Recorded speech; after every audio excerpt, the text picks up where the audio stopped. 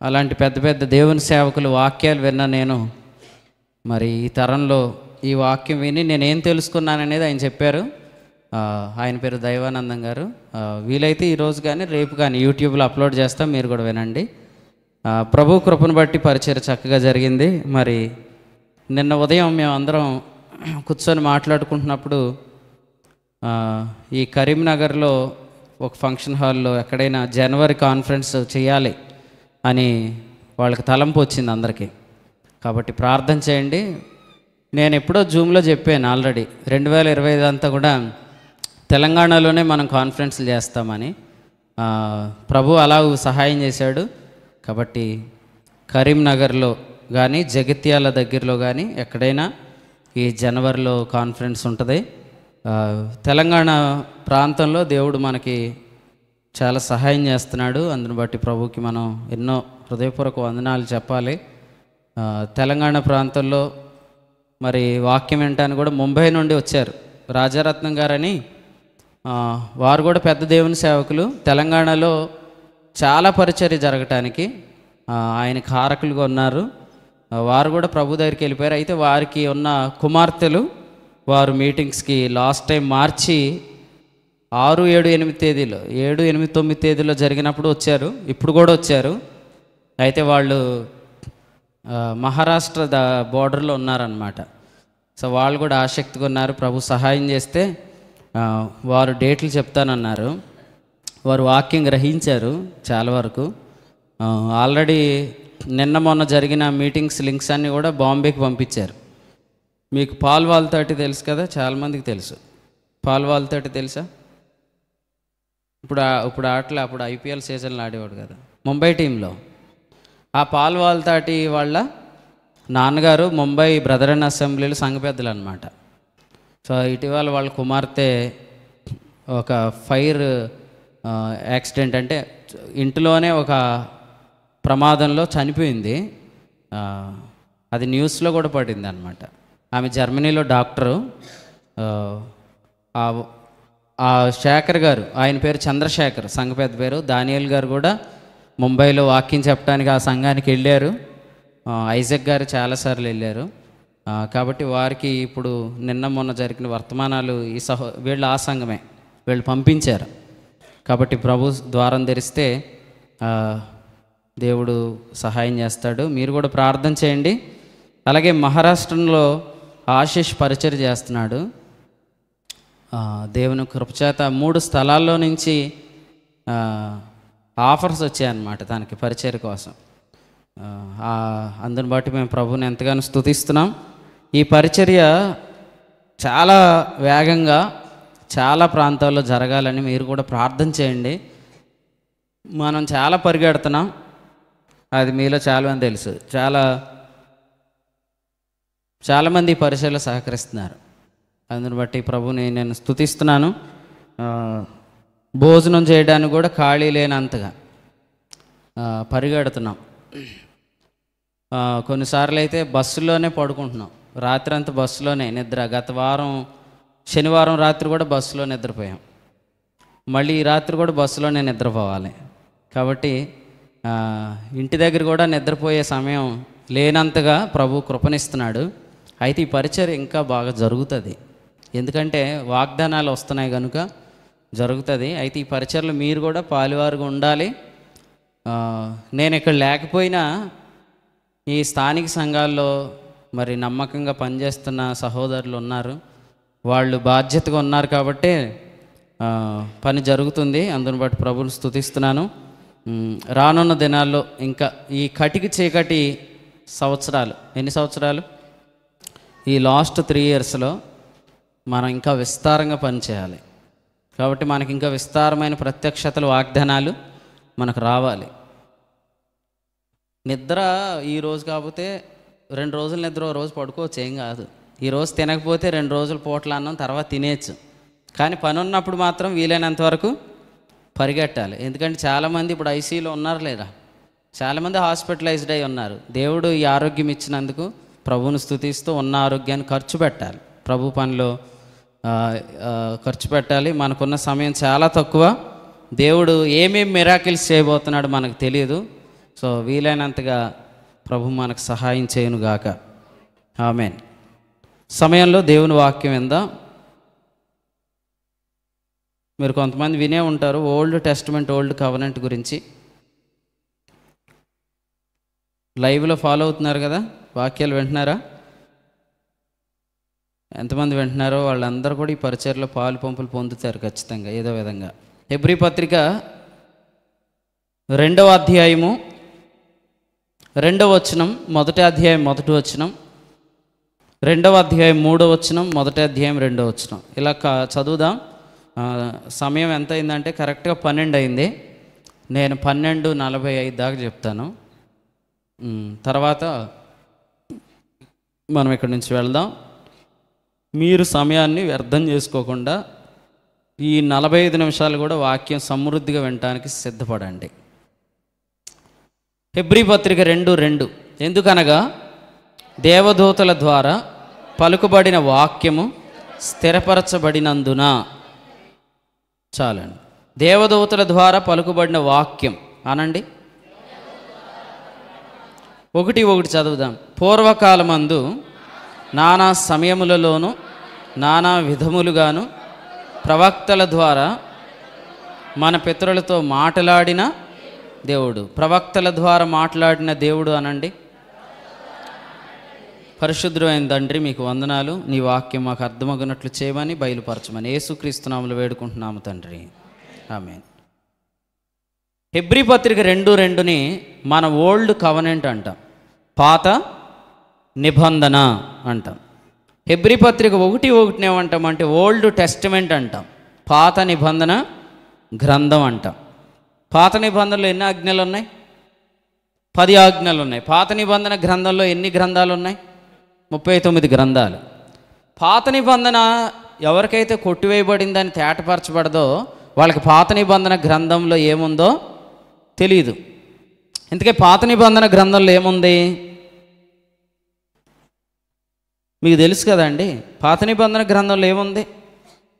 రోమీయులకు రాసిన పత్రిక 3వ అధ్యాయం చూడండి. ఇప్పుడు రోమీయులకు రాసిన పత్రిక 3వ అధ్యాయం 21వ వచనం చదువుదాం.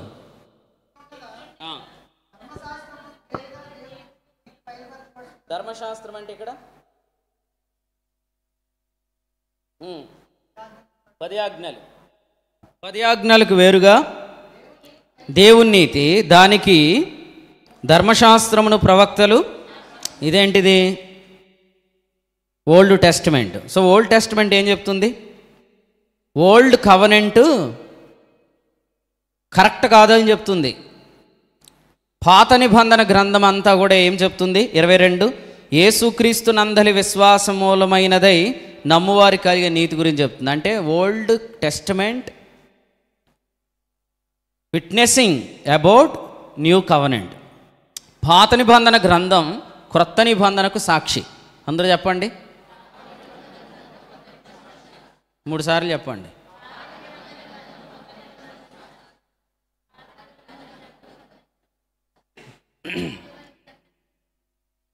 ఎన్ని రోజులైంది అన్నం తిని? ఎన్ని రోజులైంది అన్నం తిని? అన్నం తిన్నట్టు చెప్పండి, గట్టిగా చెప్పండి.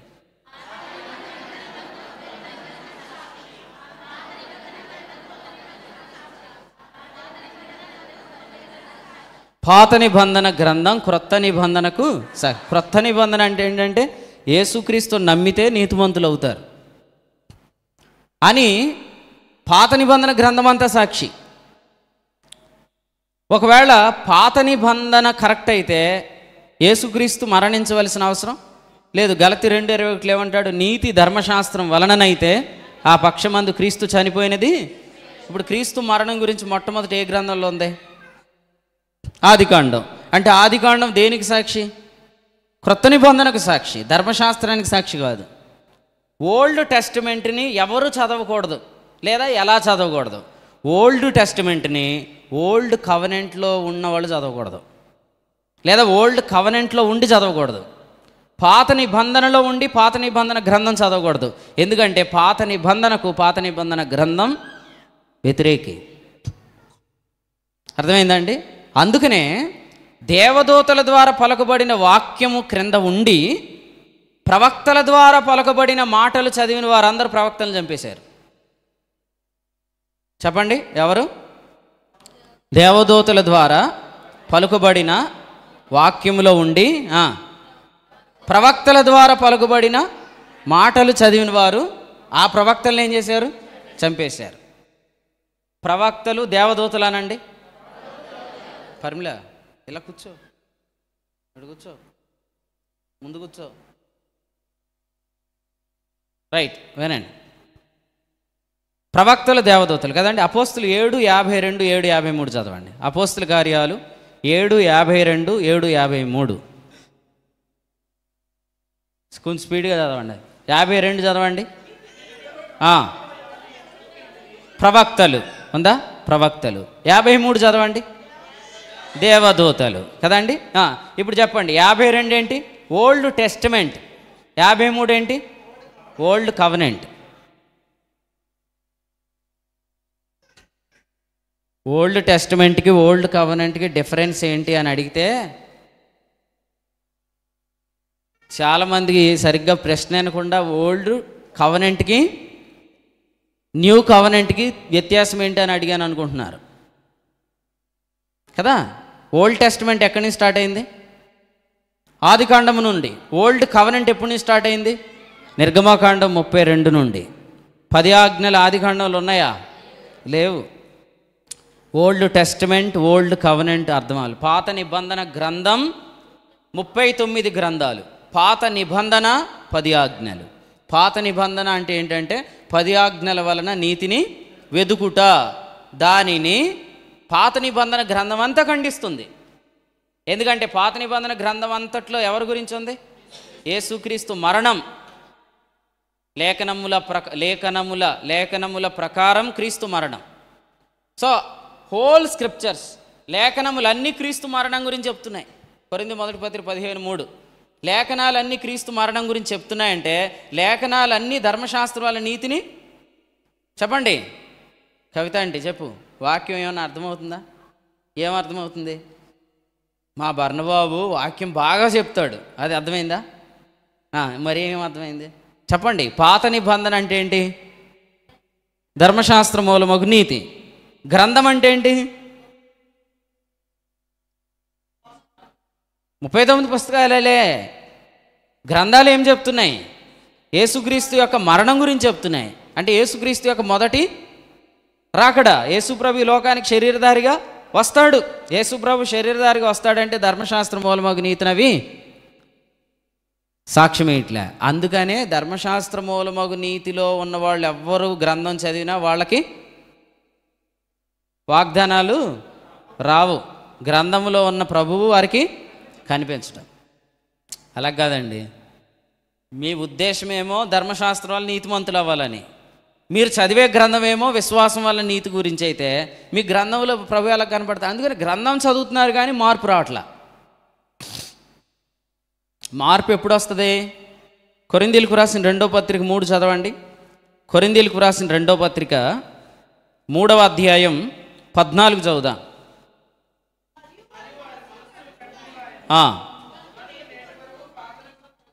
నేటి వరకు చదువుతున్నారంట. ఏంటది? 15 నేటి వరకు చదువుతున్నారంట గ్రంథము. గ్రంథం చదివేవాళ్ళు ఏం చదవకూడదు? పాత నిబంధన ఎందుకు చదువుతున్నారు? దానివల్ల నీతిమంతులు అవ్వటానికి. ఇప్పుడు దానివల్ల నీతిమంతులు అవ్వాలి అనుకునేవాళ్ళు ఏం చదవకూడదు? అది చదివి ఇదన్నా మానేయాలా, అది మాని ఇదన్నా చదవాలా? మీకు అర్థమైంది? ఇప్పుడు ఎంతమందికి అర్థమైంది? చెయ్యి ఎత్తండి. అర్థమైన వాళ్ళే ఎత్తండి, అర్థం కాని వాళ్ళు ఎత్తదు. ఇప్పుడు చెయ్యి ఎత్తిన వాళ్ళు మీ ప్రక్కన వాళ్ళని చూడండి ఒకసారి. ఇలాగే పట్టుకొని చూడండి. చూసారా? వాళ్ళకి చెప్పండి మీకేం అర్థమైంది చెప్పండి. చెయ్యి ఎత్తిన వాళ్ళని చూసారా మీరు? ఇప్పుడు మీ పక్కన వాళ్ళని వాళ్ళు ఏమీ చెప్పకపోతే నాకు చెప్పాలి. మీరు యథార్థవంతులే చెప్పాలి. చెప్పండి.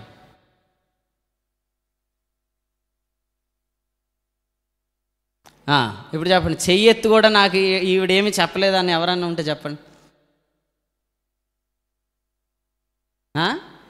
పుల్లమంటి చెయ్యి ఎత్తింది కానీ చెప్పలేదు. చెయ్యి ఎందుకు ఎత్తింది? ఎత్తపోతే ఈయన తినేస్తాడు. సర్లే, ఏం చేస్తాం.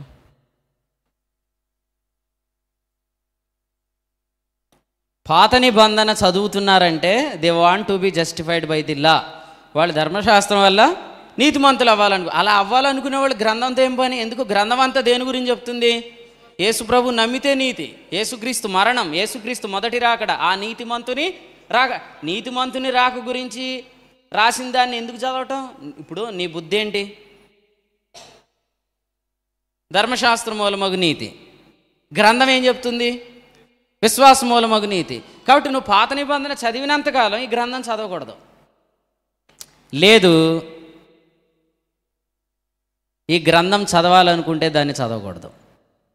ఎందుకంటే ఈ గ్రంథము ఇప్పుడు రెండు చదువుతున్నాడంటే అర్థం ఏంటి? వాడికి ఏమో తెలియక ఇది ఎలాగ చదివాం కదా, ఇది కూడా చదివితే పని అయిపోద్ది. జస్టిఫికేషన్ బై ఫెయిత్ గురించి చెప్తుంది. వీళ్ళు కమాండ్మెంట్స్ ఎందుకు చదువుతున్నారు? అసలు చదవాలంటే చెప్పండి, 10 ఆజ్ఞలు చదవాలంటే వాటిని ఏం చేయాలి? ఫస్ట్ చూడాలంటే అవి ఎక్కడుంటే చూడగలుగుతాం? మందసంలో ఉంటే చూడగలుగుతాం, బయటికి తీస్తే చూడగలుగుతామా? తీయొచ్చా? మరి ఎలా వచ్చినాయి మీ దగ్గరికి అయ్యి? ఇంకో విషయం ఏంటి తెలుసా? ఎవరికి మూతేయాలా అని బయటెట్టారు, ఎవరిని మూసేయాలా అని బయటెట్టి ఎవరిని మూయకూడదు అని లోపలెట్టేశారు. 10 ఆజ్ఞలను మందసంలో పెట్టు, దానికి మోతకర్రలు దూర్చు, దాని మీద కరుణాపీఠం ఉంచు, దాన్ని ఎద్దుల బండి మీద తీసుకెళ్ళకూడదు, కరుణాపీఠం ఎప్పుడు తెరవకూడదు, దానిలో ఉన్న 10 ఆజ్ఞలు ఎప్పుడు తీయకూడదు అని చెప్తే అది తీసి చేతిలో పెట్టుకొని ఓల్డ్ టెస్ట్మెంట్లో ఉన్న యేసుప్రభుని అందులో దాచిపెట్టేసి మందసం మీద కరుణాపీఠం వేసి యేసుప్రభుని నువ్వు ఇందులో దాక్కో, బయటికి రాక అని చెప్పారు. యేసుప్రభు ఏం చేస్తున్నాడు? ఆ బియ్యం పెట్టిలో దాక్కున్నాడు. వీళ్ళు ప్రతి వారం యేసుప్రభుని ఆ బియ్యం పెట్టిలో ఉంచేశారు. యేసుప్రభుని అడిగాం, ఏంటయ్యా నువ్వు ఈ బియ్యం పెట్టిలో ఉన్నావంటే, ఆదికాండంలో ఉన్నాను కానీ వాళ్ళకి నేను కనబడట్లేదు, అందుకని నన్ను బియ్యం పెట్టిలో పెట్టారు. నిర్గమకాండంలో ఉన్నాను, కనబడట్లేదు కాబట్టి ఇది ఈ మందసం లాంటి పెట్టిలో పెట్టారు. యేసుప్రభుని పెట్టిలో పెట్టేసి వీళ్ళు బైబిల్ చదివేసుకుంటున్నారు. చూసారా? మెయిన్ క్యారెక్టర్ని ఇది ఈ కానుక పెట్టిలో పెట్టేశారు అనుకోండి, తాళం వేసేసారు. మెయిన్ క్యారెక్టర్ని తాళం వేసేసి బైబిల్ చదివేస్తున్నారు. బైబిల్ కూడా ఎలా చదువుతున్నారు? ఒరే, చెప్పులు వేసుకోకుండా చదవాలిరా, చెప్పులు వేసుకోకూడదు, బైబిల్ చదివి చెప్పులు వేసుకోకూడదు. ఇంకా మొహం కడుక్కోకుండా బైబిల్ చదవకూడదు. సో ఫస్ట్ నువ్వు బ్రష్ చేసుకొని బైబిల్ చదవాలి. ఇవన్నీ ఏంటిది? అది ఎందుకు చదవాలో ఆ వ్యక్తినేమో లోపలెట్టి, ఇప్పుడు బైబిల్ ఎలా చదివితే ఉంది? ఏం తమ్ముడు, ఖడ్గంతో కట్ చేశారా? అయిపోయా. ఎంత మంచి మెసేజ్లు మీరు మొక్కలు చేసేస్తున్నారా? వినండి. బైబిల్ చదువుతున్న వాళ్ళందరూ తెలుసుకోవాల్సిన సంగతి ఏంటంటే, దేవదూతల ద్వారా పలకబడిన వాక్యం క్రింద ఉండి గ్రంథం చదివని ఎవరికి కూడా గ్రంథంలోని యేసుప్రభు కనపడలేదు. కాబట్టే వాళ్ళ శరీరాలు నిరర్థకం కాక ఆ అసూయతో ప్రవక్తల్ని చంపేశారు, యేసుప్రభుని కూడా చంపేశారు. అలాగే ఈరోజు మనం కూడా బైబిల్ ఎంత బాగా చదివినా మనలో ఎటువంటి మార్పులు వస్తాయా? చెప్పండి, రావు. మార్పు రావాలంటే నువ్వు చదువునది గ్రహించాలి. చదువునది గ్రహించడం అంటే ఏంటి?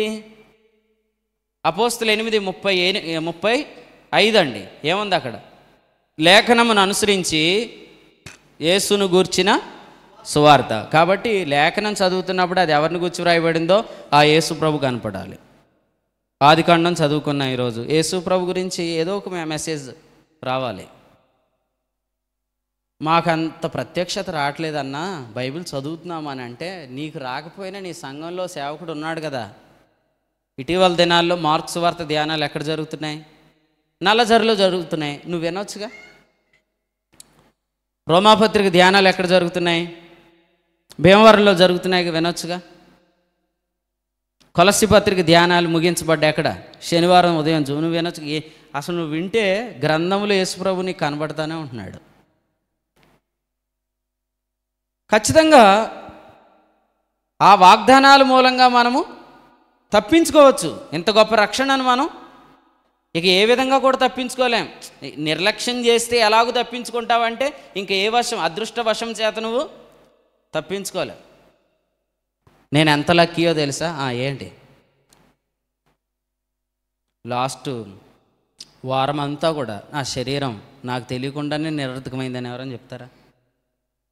నీకు తెలియకుండా నీ శరీరం నిరర్థకం అవ్వదు. నీ శరీరం నిరర్థకమయ్యేది కేవలం వాగ్దానాల మూలంగానే. వాగ్దానములు రావాలంటే గ్రంథం చదివినప్పుడు ఆ గ్రంథంలో ఎవరిని గూర్చి వ్రాయబడిందో ఆయన కనపడాలి. నపుంసకుడు ఏమన్నాడు? ప్రవక్త ఎవరిని గూర్చి చెప్పండి చెప్పుచున్నాడు? తన్ను గూర్చియా? 8:34. వేరొకని గూర్చియా? అంటే ప్రవక్తల గ్రంథాలు చదివేవాళ్ళు చాలామంది ఎవరిని గురించి చదువుతున్నారు? తన్ను గూర్చియా అంటే యెషయా తన్ను గురించి రాశాడంటే ఎవరి గురించి చదువుతున్నారు? యెషయా గురించి చదువుకుంటున్నారు చాలామంది. ఇర్మియా గ్రంథం ఎందుకు చదువుతున్నారు? ఇర్మియా గురించి. ఇర్మియా గురించి చదివితే ఏం చెప్తారు? ఇర్మియా బాలుడు, సేవకొచ్చాడు, ఏమన్నాడు?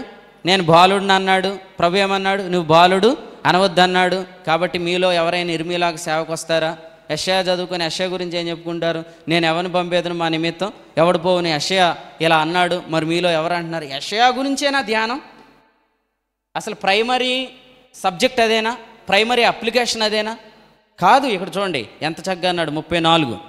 అప్పుడు నపుంసకుడు ప్రవక్త ఎవరిని గూర్చి ఇలాగ చెప్తున్నాడు? తన్ను గూర్చియా? వేరొకని గూర్చియా? కాదు, యేసును గూర్చి. 35. కాదు, యేసును గూర్చి.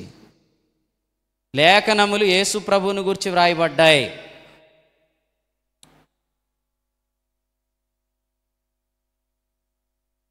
వినాలి అమ్మా.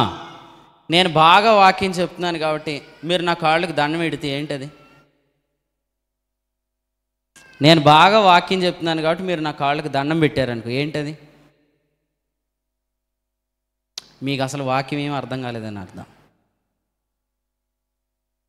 అలాగే ప్రవక్తల గ్రంథాలు చదివి ప్రవక్తలు ఎవరిని గూర్చి వ్రాసారో ఆయన వదిలేసి ప్రవక్తలను ధ్యానిస్తున్నారంటే అర్థం ఏంటి? ఏం అర్థం కాలేదని అర్థం. అలాగని ఇప్పుడు యెషయా గ్రంథం చదివాం కదా, యెషయా గ్రంథంలో యేసు ప్రభు అర్థమయ్యాడు. అప్పుడు మనం గౌరవం ఎవరికి ఇస్తాం? యెషయాకి ఇవ్వమా? ఇస్తాం. అది రియల్ రెస్పెక్ట్. జాగ్రత్తగా చెప్తాను నేనండి. ఇది కొంచెం బాగోదు ఎగ్జాంపుల్, కానీ ఇది చెప్పమని చెప్పాడు దేవుడు. చెప్తాను. అబ్షాలోము చెల్లెలు ఉంది కదా, ఎవరు?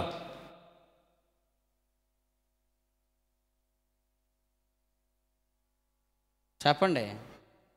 తామారు. సీరియల్లో హీరోయిన్ పేరు అడిగితే చెప్తారేమో. బైబిల్ అబ్షాలోము చెల్లి ఎవరో తెలీదు. కొంతమందికి తెలీదు. తామారుని మోహించింది ఎవరు? అమ్నోను. అంతేనా? మోహించిన వాడు ఏమన్నాడు? నువ్వు నా కోసం రొట్టెలు చేసుకొని రమ్మన్నాడు. వస్తుందా? రొట్టెలు చేసుకొని రమ్మన్నాడు. ఇప్పుడు చెప్పండి, రొట్టెలు చేసుకొని అమ్నోను వచ్చింది, తామారు వచ్చింది. రొట్టెలు తినాలా ఆమెను తినాలా? మరి ఆమెను తింటాడేంటండి? ఆమెను తినటానికే రొట్టెలు తెమ్మన్నాడు. తింటం అంటే అర్థమైందిగా మీకు, వివరాలు వద్దులే. ప్రవక్తలు యేసుప్రభు గురించి చెప్తుంటుంటే ప్రవక్తల్ని ధ్యానిస్తారేంటండి? యేసుప్రభుని ధ్యానం చేయాలి. ప్రవక్తలు కూడా భయపడతారు తెలుసా? ఎందుకంటే మేము యేసుప్రభు గురించి చెప్తున్నాం, వీళ్ళు యేసుప్రభుని చూడకుండా మమ్మల్ని కోరుకుంటున్నారంటే వీళ్ళు ఖచ్చితంగా మాకు హాని చేసేవాళ్ళే. చేశారు లేదా? ప్రవక్తలను చంపేశారు. తేడా ఏం లేదు. ఈ స్టడీ ఖచ్చితంగా ఆ స్టడీయే.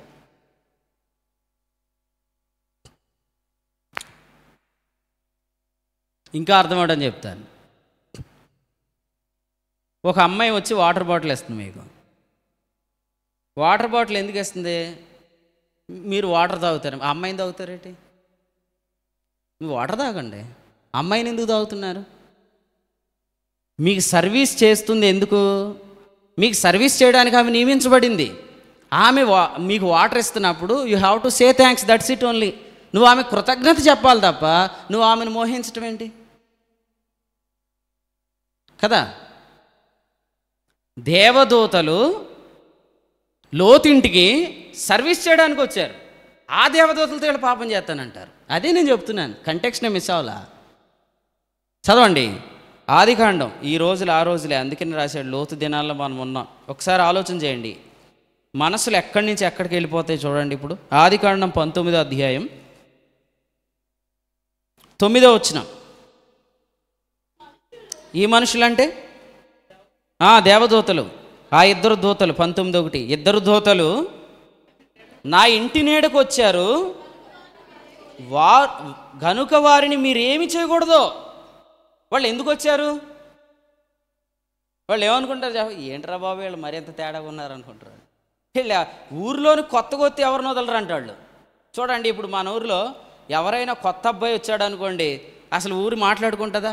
అదే కొత్త అమ్మాయి వచ్చింది అనుకోండి, ఏం చేస్తారు? ఎందుకురా బాబు అలా తయారయ్యి? లోతు దినాలు ఇవి లోతు దినాలు. లోతు దినాల్లో వీళ్ళు అందరి మనుషుల్ని వీళ్ళు రుచి చూసేశారు.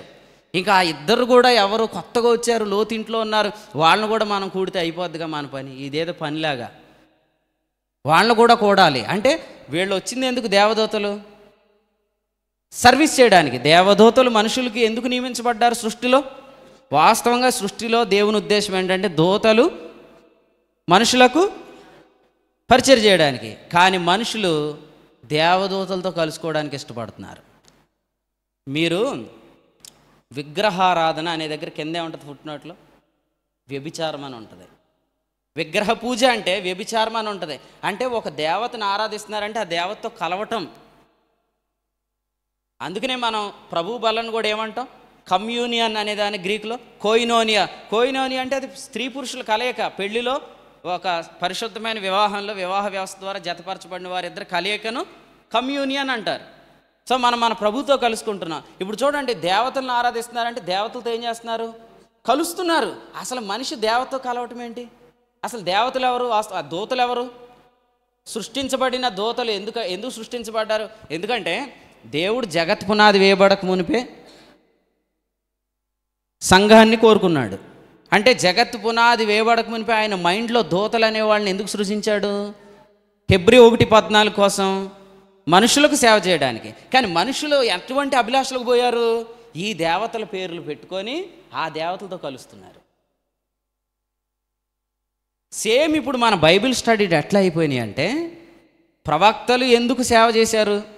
యేసు ప్రభుని మనకు అందిస్తాం. మనం తీసుకొని యేసు ప్రభుని తినాలి, యేసు ప్రభుని టేస్ట్ చేయాలి, యేసు ప్రభుతో కలవాలి.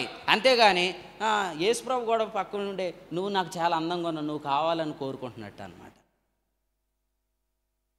అందుకనే ప్రవక్తలు భయపడతారు. అంతెందుకు, మనం ఇంతకుముందు కూడా చెప్పుకున్నాం, దేవదూతలను బట్టి స్త్రీకి అధికార సూచన తల మీద ఉండాలి. కొరింథీ 1 11వ అధ్యాయం. ఇది ఎందుకు వాస్తవంగా రాశాడు?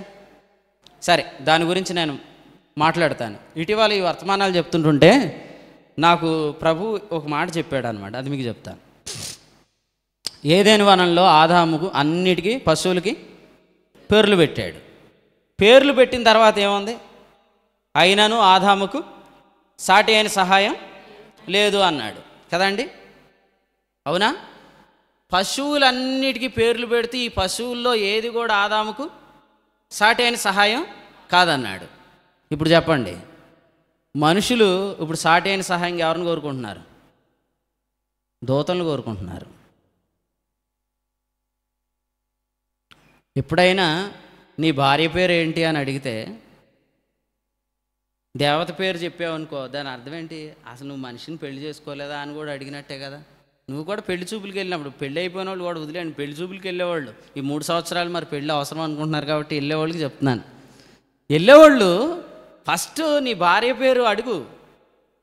ఏదైనా దేవత పేరు, నువ్వు దేవత కాదు కదా, నువ్వు మనిషివి కదా, మనిషి పేరు పెట్టుకో, పెళ్లి చేసుకుంటానని చెప్పు. మనిషి పేరు పెట్టు. మనిషికి సాటి అయిన సహాయం దూత కాదు, ఎవరు? మనిషే. కాబట్టి మనుషులు వాస్తవంగా దూతలతో కలవాలనుకుంటున్నారు. అలాగే ఇక్కడ కూడా ప్రవక్తలు ఎవరిని గూర్చి రాశారో ఆయన్ని వదిలేసి ప్రవక్తలనే. ఇప్పుడు చూడండి, ప్రసంగం మనం ఎంతసేపు చెప్తామో ఫుల్ నిద్రేసేస్తారు.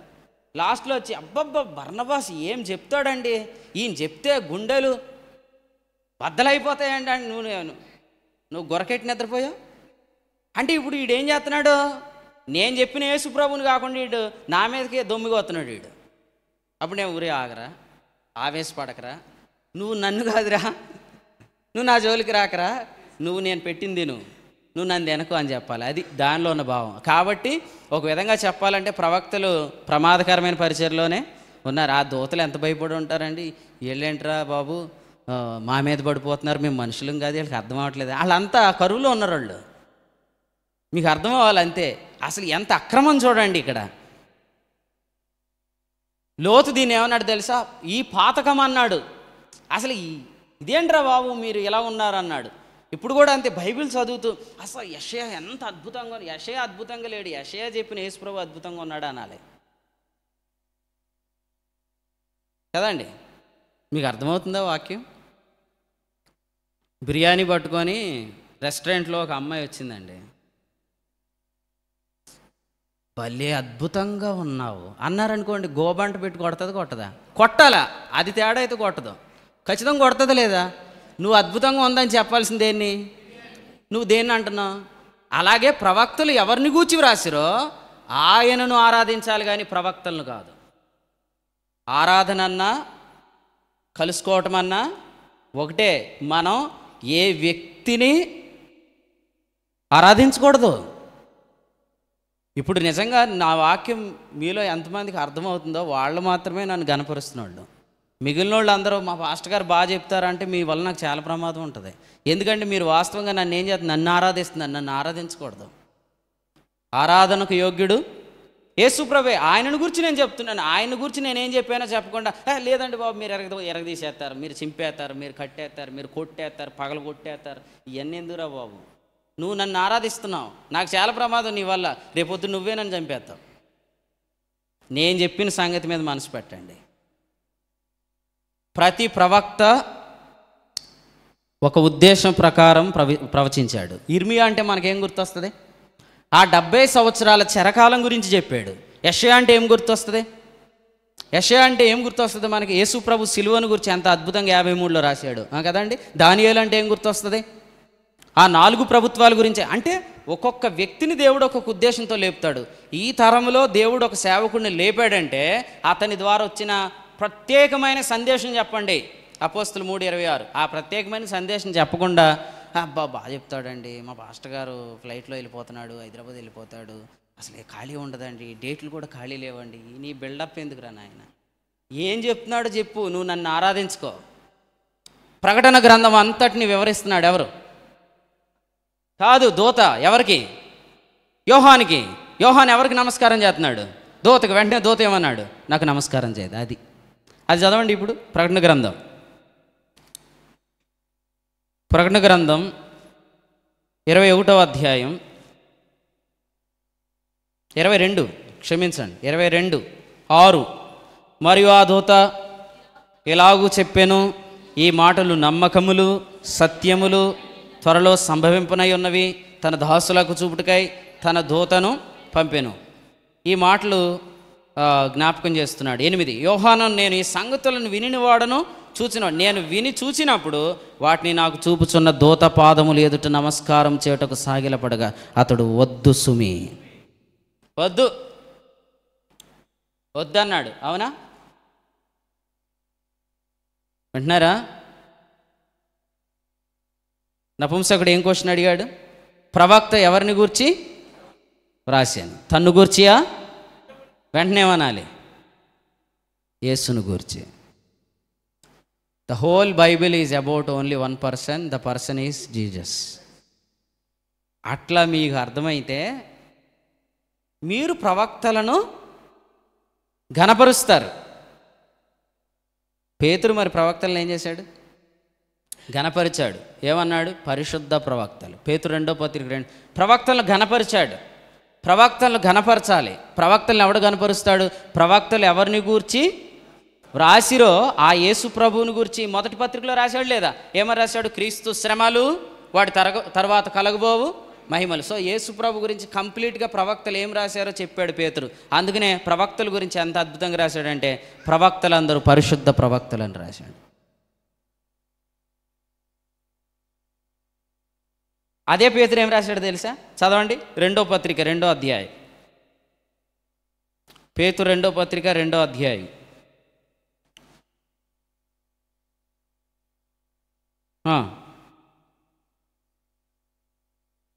ఎక్కడుంది మాట?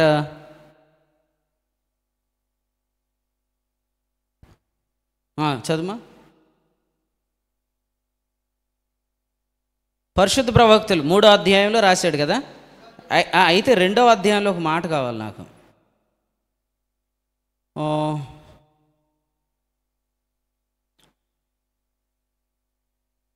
యోధా పత్రికలో రాసిన సందర్భం నాకు గుర్తుంది, కానీ ఇందులో కూడా ఉందనుకుంటున్నాను నేను. మనుషులను కొనియాడుచు. సరే, పేతురు 2వ పత్రిక 2వ అధ్యాయము, యోధా పత్రిక ఒకటే కాబట్టి యోధా పత్రిక చదవండి, మీకు దొరికితే తర్వాత చూడండి. ఇక్కడ 16 చదవండి. యోధా 16. వారు తమ దురాశల చొప్పున నడుచుచు లాభము నిమిత్తము పరిశుద్ధ ప్రవక్తలు అంటాం కొనియాడటమా? పరిశుద్ధ ప్రవక్తలు అంటాం ముఖస్తుతి చేయటమా? ఖచ్చితంగా కాదు. పరిశుద్ధ ప్రవక్తలు అంటే ట్రూ రెస్పెక్ట్. ముఖస్తుతి అంటే ఏంటి? అది ఒరిజినల్ కాదు కదండి. ముఖస్తుతి అంటే ఏంటి? అసలు ఆ ప్రవక్త ఎవరిని గురించి వ్రాసాడో ఆ సంగతి తెలియని వాడు ఏం చెప్తాడు? ముఖస్తుతి చేస్తాడు. ఎందుకంట? లాభము ఆ లాభం ఇక్కడ రాశాడు కదా. పేతురు 2వ పత్రికలో ఏం రాశాడు? ఆ బిలాము దుర్నీతి వల్ల కలుగు బహుమానమును ప్రేమించాడు. 2:16లో రాశాడు. అబద్ధ ప్రవక్తల గురించి రాశాడు, పరిశుద్ధ ప్రవక్తల గురించి రాశాడు. అమ్మ వినాలి, నా వైపు చూడండి. యెషయా ఎవరి గురించి రాశాడు?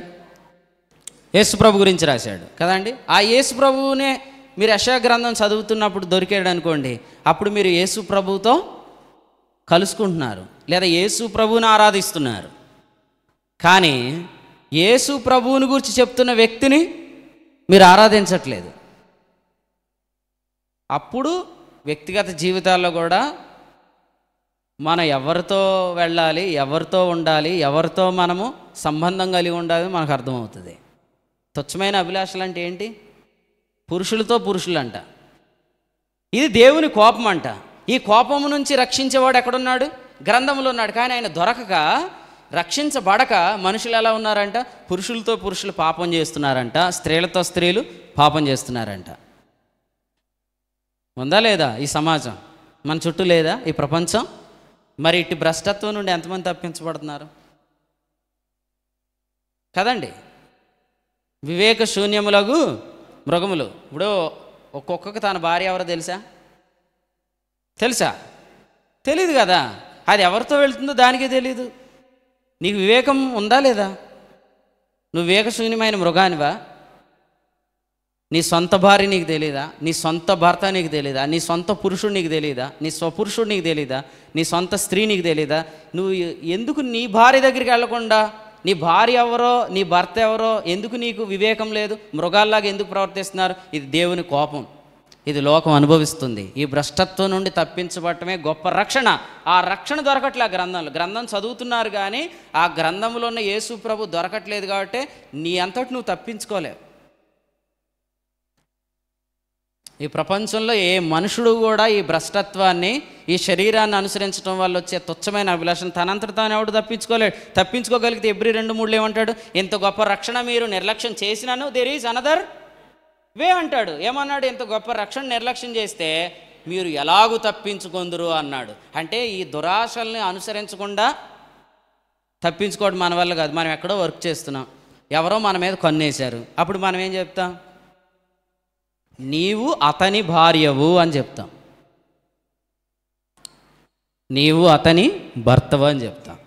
అంతేగాని అక్కడ ఏదో పని మీద వెళ్ళాం, వాళ్ళు ఏదో మనకు సర్వీస్ చేస్తున్నారు, వాళ్ళకి మనకు ఏదో ఒక స్కూల్లో ఉన్నాం కాబట్టి ఫ్రెండ్స్, కాలేజీలో ఉన్నాం కాబట్టి స్నేహితులం, బస్సులో వెళ్తున్నాం కాబట్టి ప్యాసింజర్స్, ప్రయాణికులం. అంతేగా నువ్వు నువ్వు బస్సు ఎక్కినా ఒక అమ్మాయి మీద కన్నేసేసి, నువ్వు ట్రైన్ ఎక్కినా ఒక అబ్బాయి మీద కన్నేసేసి, నువ్వు కాలేజీకి వెళ్తే అక్కడ ఇంకొక అబ్బాయి మీద కన్నేసేస్తే ఇప్పుడు అసలు నువ్వు వెళ్ళిన పర్పస్ ఏంటి? నువ్వు చేస్తున్న పని ఏంటి? వాళ్ళు ఎందుకున్నారు అక్కడ? నీ బస్సులో ప్రక్కన కూర్చున్న వాళ్ళు ఎందుకున్నారు? టికెట్ తీసుకొని వాళ్ళు ఊరు వెళ్తున్నారు. వాళ్ళ ఉద్దేశం మీద వాళ్ళు ఉన్నారు. నువ్వు వాళ్ళ ఉద్దేశాన్ని గౌరవించాలి. నువ్వేం చేస్తున్నావు? ఉద్దేశం మర్చిపోయి వాళ్ళ ఏళ్ళ ప్రవర్తిస్తున్నావు. లోతు ఇంటికి వచ్చిన ఉద్దేశం వాళ్ళకి తెలుసు, ఆ ఉద్దేశం వీళ్ళకి తెలియదు. వీళ్ళ ఉద్దేశం వీళ్ళు చేస్తున్నారు. ప్రవక్తలు యేసు ప్రభుని గురించి రాయటం వాళ్ళ ఉద్దేశం, కానీ యేసు ప్రభుని ప్రక్కనెట్టి ప్రవక్తలను ఆరాధించటం వీళ్ళ ఉద్దేశం. చాలా ప్రమాదం. క్రైస్తవంలో క్యారెక్టర్ స్టడీస్ అంటే చాలా భయంకరమైన భ్రష్టత్వం ఇది. ఆదికాండం అంటే మనకు ఎవరెవరు గుర్తొస్తారని మొదలెడతారు. ఎవరెవరు గుర్తొస్తారు ఆదికాండం అంటే? ఆదికాండం అంటే మనకు ముఖ్యంగా 5 గుర్తు రావాలని మొదలెడతారు. ఆదికాండం అంటే నోవాహు గుర్తు రావాలి, ఆదికాండం అంటే హనోకు గుర్తు రావాలి, ఆదికాండం అంటే అబ్రహాం గుర్తు రావాలి, ఆదికాండం అంటే ఇస్సాకు గుర్తు రావాలి, ఆదికాండం అంటే యాకోబు గుర్తుకు రావాలి, ఆదికాండం అంటే యోసేపు గుర్తు రావాలి. ఆదికాండం ఇంతటితో ముగించబడింది. నిర్గమాకాండం అంటే ఎవరు గుర్తు రావాలా? మోషే. నిర్గమాకాండం అంటే ఎవరు గుర్తు రావాలి? అహరోను. లేవికాండం అంటే ఎవరు గుర్తు రావాలి? అందులో క్యారెక్టర్ స్టడీ లేవు కాబట్టి సంఖ్యాకాండం, లేవికాండం అలా ప్రక్కన పెట్టి ద్వితీయోపదేశకాండం, యెహోషువ గ్రంథం. ఎంత ప్రమాదం చూడండి. అమ్నోను దగ్గరికి రొట్టెలు చేసుకొని వస్తే రొట్టెలు తింటాం అనేసి అమ్మాయిని పట్టుకున్నాడు. యేసు ప్రభుని తీసుకొని ప్రవక్తలు వస్తే యేసు ప్రభుని ప్రక్కన పెట్టేసి ఈ ప్రవక్తలను కౌగిలించుకుంటున్నారు వీళ్ళు కదండి. అసలు ఈ ప్రవక్తలు వీళ్ళు ఎంత డేంజర్ గాళ్ళనే వాళ్ళందరూ కూడా ప్రతి వచనంలో యేసు ప్రభు గురించి రాశారు. నేను చెప్పట్లే ఈ మాట. యేసు ప్రభు అమ్మాయి మార్గంలో ఏమన్నాడు? లేఖనములన్నిటిలో తన్ను గూర్చిన వచనముల భావం అన్నాడు. అంటే ప్రతి లేఖనంలో ప్రవక్తలు దేనికి జాగ్రత్త పడ్డారు? యేసు ప్రభు గురించే రాయడానికి. ఎందుకంటే వాళ్ళు చెప్పుకున్నారు ఏమనంటే, మీరు మమ్మను కలుసుకోవడానికి ప్రయత్నం చేయకండి, మీరు మమ్మల్ని ఆరాధించే ప్రయత్నం చేయకండి, మేము ఇక్కడ ఎందుకున్నామంటే మీ పురుషుడు యేసు ప్రభు, మీరు కలుసుకోవాల్సింది యేసు ప్రభు, మీరు ఆరాధించాల్సింది యేసు ప్రభుతో, మీరు మమ్మల్ని ధ్యానం చేయకండి కదండి. నేను చెప్పింది అర్థమైందా? అర్థమైతే మీ ప్రక్కన వాళ్ళకి చెప్పండి, నాకు ఈరోజు వాక్యం అర్థమైందని చెప్పండి. అర్థమైందా? అర్థం అవ్వలేదా? ఇప్పుడు చెప్పండి. ఇలా మీరు బైబిల్ చదివితే ప్రవక్తలు ఎందుకు పరిచర్య చేశారో ఆ యేసు ప్రభువుని మీరు కౌగిలించుకొని ప్రవక్తలను మీరేం చేస్తారు? వీళ్ళు పరిశుద్ధ ప్రవక్తలు అని గణపరుస్తారు. లాభము నిమిత్తం ముఖస్తుతి చేయరు. Very good. ఒకవేళ ప్రవక్తలు ఎందుకు పరిచర్య చేశారనే సంగతి మర్చిపోతూ దేవదూతలు ఎందుకు పరిచర్య చేస్తున్నారనే సంగతి మర్చిపోతే ఈరోజు ఆయా స్థలాలలో సర్వీస్ చేస్తున్న వారిని కూడా వాళ్ళ సర్వీస్ కాకుండా ఆ వ్యక్తులను నువ్వు తప్పుడు భావంతో చూస్తావు కదండి. స్కూల్లో ఎంతకాలం చదువుతాం? మీరు ఎంతకాలం చదివారులే అంటే 10వ తరగతి 3-4 సార్లు చదివారంటే అంతసేపు ఆలోచిస్తున్నారు. 10 సంవత్సరాలు మినిమమ్. ఇంటర్మీడియట్లో ఎంపీసీ తీసుకుంది ఎందుకు?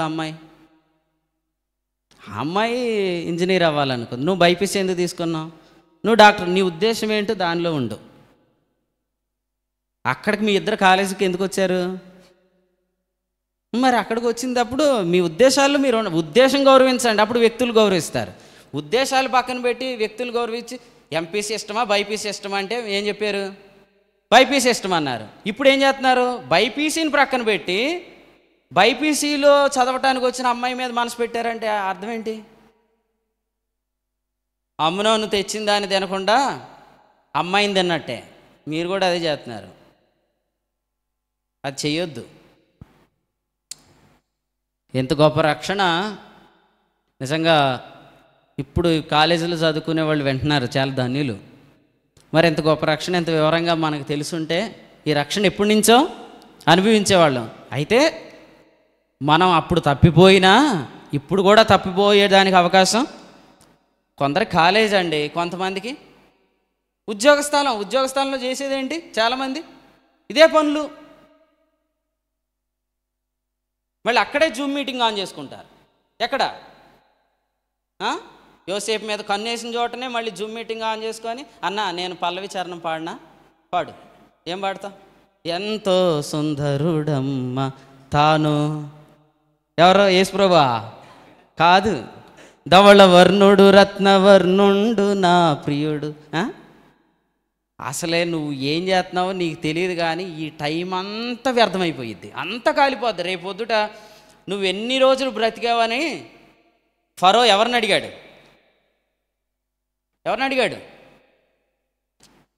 యాకోబుని అడిగాడు. యాకోబు ఏమన్నాడు? నేను బ్రతికిన ఏండ్లు ఇన్ని, యాత్ర చేసిన ఏండ్లు ఇన్ని అన్నాడు. ఫరో కాదు, రేపు పొద్దున యేసుప్రభు అడుగుతాడు, నువ్వు ఎన్ని రోజులు బ్రతికావు?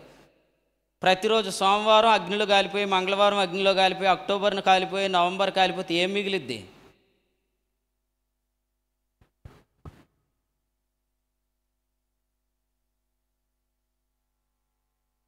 మూలకెళ్ళి నుంచోవటమే. ఇక ఏరా ఆదామా అక్కడ ఉన్నావంటే దిగంబర్ని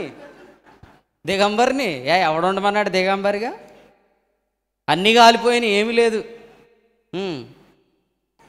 క్రైస్తవ సునాద కీర్తనలు 777 పాడినా ఇప్పుడు పాటలు పాడే టైం కాదు ఇది. ఆదికాండం నుంచి 2 తలంపులు అందించినా నువ్వేం అందించక్కర్లేదు, బైబిల్ తెచ్చుకోలేదు నువ్వు ఏడకే. క్రీస్తు న్యాయపీఠం దగ్గర కూడా యేసుప్రభుకు ప్రసంగాలు చేసేస్తాక రెడీగా ఉన్నారు. అందుకని ఆయన కూడా జాగ్రత్తగా ఉంటాడు. ఈ మనుషులు మామూలు మనుషులు కాదు. దేవదూతలు వస్తే దూతల మీద పడిపోయారు, ప్రవక్తలు వస్తే ప్రవక్తల మీద పడిపోయారు. క్రీస్తు న్యాయపీఠం దగ్గర కూడా యేసుప్రభు మీద పడిపోతారేమని. ప్రభునందు మిక్కిలి ప్రియమైన సహోదరుడా, సహోదరి, ఎంత విచిత్రంగా నాకు అనిపిస్తుంది. ఇంకో 3 సంవత్సరాల్లో మనం అందరం ఆడ నిలబడితే అసలు మీరు నా మొహం చూడలేక, నేను మీ మొహం చూడలేక, మీరేమో ఆ మూల నుంచి నన్ను చూస్తా, నువ్వు ఇట్లా అయిపోయింది జీవితం. ప్రభు త్వరగా రాబోతున్నాడు. గ్రంథం ఎవరి గురించి వ్రాసిందో ఆయనను మీరు కనుగొంటే మీరు ధన్యులు. అప్పుడు you will know the right purpose. నేను ముగిస్తున్నాను, నా టైం అయిపోయింది. నేను ఉదయం రైట్ పర్సన్ గురించి చెప్పాను, వినండి. నిన్న మెసేజ్ వినండి. ఇంటికి వెళ్ళాక చికెన్ వండారు, మటన్ వండారు, ఇంటికాడ ఏది వండితే అది తినేసేయండి, కాసేపు నిద్రేసేయండి. లేచిన తర్వాత నిన్న ఉదయం రైట్ పర్సన్, నిన్న మధ్యాహ్నం రైట్ టైం, నిన్న రాత్రి రైట్ థింగ్ గురించి చెప్పాను. ఇప్పుడు నేను రైట్ పర్పస్ గురించి చెప్పాను. మన యొక్క ఉద్దేశం ఏంటి? చర్చికి ఎందుకు వచ్చావు? లైన్ వేయటానికి కాదు. మోటుగా చెప్తున్నా, ఏమనుకోకండి. లైన్ వేయట. కాలేజీకి ఎందుకు వెళ్ళావు? చదువుకోవటానికి. బస్సు ఎందుకు ఎక్కావు? అటుపక్క స్టేజ్ వస్తే దిగుతాకి. ఉద్యోగం ఎందుకు చేస్తున్నావు? డబ్బులు తెచ్చుకోవడానికి. ఇది తప్ప ఏది చేయకు. Know your purpose. నీ యొక్క ఉద్దేశం తెలుసు. ప్రవక్త ఎవరిని గూర్చి వ్రాసాడు? తన్ను గూర్చా? అమ్మో కాదు, అట్లా ఎప్పుడు అనుకోవద్దు. వేరొకరిని గూర్చా? అస్సలు కాదు. లేఖనమును అనుసరించి ఆత్మ ద్వారా యేసును కూర్చుని సువార్త ప్రకటించారు. కాబట్టి లేఖనాల్లో ప్రవక్తలందరూ జాగ్రత్త పడ్డారు. దేని గురించి?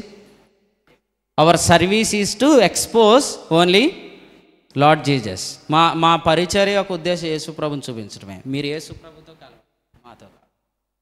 దేవదూతలు కూడా మేము వచ్చింది ఎందుకు? లోతును అతని కుటుంబాన్ని ఈ సొదొమలో నుంచి బయటికి తీసుకెళ్ళడానికి వచ్చాం. మీరు మా మీదకి రావద్దు. సో ప్రభు మీకు సహాయం చేయను గాక. మన రోబోల మధ్యలో ఉంటున్నామా? మనుషుల మధ్యలోనే ఉంటున్నామా? కాబట్టి రాజేష్ నాకు తమ్ముడు అవుతాడు, ఆమె నాకు చెల్లి అవుతుంది, ఈమె నాకు అక్క అవుతుంది, ఆయన నాకు అన్న అవుతాడు, ఈమె నాకు పెద్దమ్మ అవుతుంది, ఈమె నాకు చిన్నమ్మ అవుతుంది. ఏ వ్యక్తి ఎందుకు నీ లైఫ్లో ఉన్నారో అనే పర్పస్ నెరవేర్చు. నీ లైఫ్లో నీ ధర్మము నెరవేర్చడానికి ఉన్న ఒకే ఒక వ్యక్తి నీ స్త్రీ, నీ భార్య మాత్రమే, అందరు కాదు. కాబట్టి నీ పర్పస్ ఏంటో నువ్వు మర్చిపోవద్దు.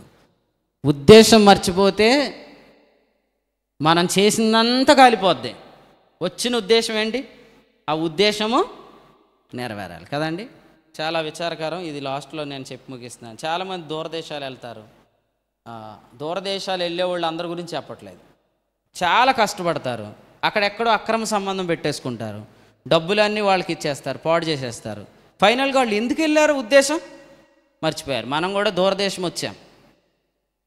మన ప్రభు దూరదేశం వెళ్ళాడు. మళ్ళీ వచ్చిన తర్వాత నేను నీకు అప్పగించిన వ్యాపారం లెక్కలు చెప్పమని అడుగుతాడు. ఉద్దేశం మర్చిపోయి బతికితే, తన పని అంతా కాలిపోయేటట్టు చేసినందుకు దేవుడు నేను లెక్క అడగడా? నీ దేహం ఎందుకు పాడు చేసావు, నీ అవయవాలు ఎందుకు అపవిత్రతకు అప్పగించు, అన్ని లెక్కలు అడుగుతాడు. కాబట్టి ఈ వర్తమానం ఎంతమంది గుండెల్లో గుచ్చుకున్నట్టుందో మీరందరూ ధన్యులు. ఎందుకంటే దేవుడు మిమ్మల్ని ప్రేమించాడు కాబట్టి మీతో మాట్లాడాడు. కాబట్టి ఉద్దేశం మర్చిపోవద్దు, ఉద్దేశానికి వేరుగా వెళ్ళొద్దు, చేసిన పని ఏది కాలిపోకుండా జాగ్రత్త పడదాం. ప్రవక్తలు ఎవరిని గూర్చి వ్రాశారో ఆయనను మాత్రమే సేవించాలి. ప్రవక్తలను ధ్యానించటం, సేవించటం సరికాదు. యేసు ప్రభు దొరికితే అప్పుడు ఆ ప్రవక్తను ఆ రూపంలో ధ్యానించాలి. యేసు ప్రభు మీకు ఇర్మియాలో ఎలా దొరికాడు? సో ఇర్మియాను యేసుక్రీస్తులో నుండి అలాగూ మనం గౌరవించాలి, గనపరచాలి. సేవకుడిని కూడా అంతే కదండి. పాస్టర్స్ డే వచ్చిన రోజున బట్టలు కొనియటం అట్లాంటివి ఏమి చేయొద్దు. సాల్వాలు కప్పేయటం, దండలు వేసేయటం, దండం పెట్టుకోవటం ఇవి కాదు. నీ సంఘము, నీ సేవకుని ద్వారా నీకు వచ్చిన వర్తమానం ఏంటి, దాన్ని నువ్వు గనపరచు. దాన్ని నువ్వు బుక్లో ఎంత మధురంగా రాసుకున్నావో అదే నువ్వు సేవకునికి ఇచ్చే రెస్పెక్ట్. దాన్ని గురించి నువ్వు ఎంతగా ధ్యానం చేస్తున్నావు అదే నువ్వు నీ సేవకునికి ఇచ్చే రెస్పెక్ట్. అప్పుడు నువ్వు సేవకునికి ఏం చేయాలో తెలుస్తుంది. అంతే తప్ప వాక్యం ఏమీ అనకుండా ప్రవక్తలను గనపరచడం అనేది, మనుషులను కొనియాడటమే, అది కేవలము, అది ఖచ్చితంగా అక్రమమైన ప్రవర్తనే. ప్రభు తలంపులు మన కొరకే దీవించునుగాక. తల వంచుదాం, ప్రార్థన చేద్దాం. మన ఉద్దేశాలు మనం మర్చిపోవద్దు, మన పని మనం మర్చిపోవద్దు. కృపగల తండ్రి, మీకు వందనాలు చెల్లిస్తున్నాం. గ్రంథం చదువుతున్న వారు ఎవరిని గూర్చి వ్రాసారో కనబడక కనిపించిన వారికి మ్రొక్కుతున్నారు, కనిపించిన వారితో కలుస్తున్నారు. ప్రభువా, ఈ అక్రమం నీ సువార్త వెలుగులో బయటికి తెచ్చావు, నీకు వందనాలు. ఇటువంటి భ్రష్టత్వం నుండి మమ్మల్ని తప్పించారు, మీకు వందనాలు. హేరోదు ఇంటికి వెళ్ళి యేసు ప్రభు కనపడలేదని అక్కడ వారు హేరోదుకు మ్రొక్కలేదు, హేరోదుకు సమర్పించలేదు. కానీ ఈరోజు యేసు ప్రభు కనిపించకపోతే అక్కడున్న వ్యక్తులనే పూజిస్తున్నారు, ఆరాధిస్తున్నారు, సేవిస్తున్నారు, కలుస్తున్నారు. ప్రవక్తలు కూడా ఇటువంటి వ్యక్తుల విషయంలో ఎంతో భయపడ్డారని మేము నమ్ముతున్నాము. నాకు నమస్కారం చేయవద్దు సుమి అని దేవదూత అన్నట్లుగా ఆయన వారు మాకు ఎందుకు నియమించబడ్డారో అనేది కూడా మర్చిపోయినంత దౌర్భాగ్యులం, భ్రష్టులం. కానీ కనికరించారు ప్రభువా, మీకు వందనాలు.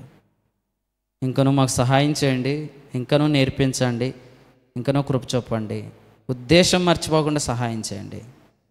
ఎవరు నా జీవితంలో ఎందుకు నియమించబడ్డారో వారు అలాగే నా కన్నులకు కనబడుదురుగాక, అలాగే వారిని నేను గౌరవించుదునుగాక, అలాగే వారి ద్వారా నా జీవితంలో నీ పరిచర్య జరుగునుగాక అనే మంచి తీర్మానం అందరిలో ఫలింపు చేయమని యేసు ప్రభు నామంలో నిరీక్షిస్తున్నాం పరమ తండ్రి. అందరికీ వందనాలండి. ప్రభు మిమ్మల్ని అందరిని దీవించునుగాక. ఎవరైనా ప్రార్థన చేయించుకోవాలనుకునే వాళ్ళు త్వరగా రండి, ముందుకు వస్తే